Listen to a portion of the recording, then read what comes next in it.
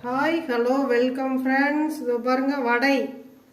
இது வாழைப்பூ வடை.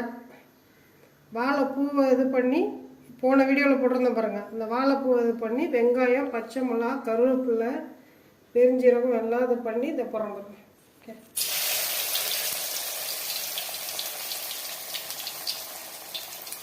அடுத்து இந்த மாதிரி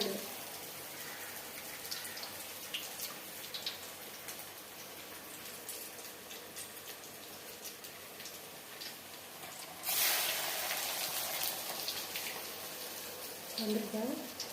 கட்டுறது நல்லா கட்டுக்கிறேன். இப்போ பாருங்கள், சூப்பராக வந்துருக்கு வாழைப்பூ வடை. வடை போட்டதுமே எண்ணெய் சூடாகிறத கம்மி பண்ணிக்கணும். ஏன்னா வடை காந்தறதுக்கு வாய்ப்பு இருக்குது. வாழைப்பூ சீக்கிரம் சுருண்டுடும்ல, வெந்துடும். அதனால் சிம்மில் வச்சுக்கோங்க. பாருங்கள், பார்த்துட்டு லைக் பண்ணுங்கள்.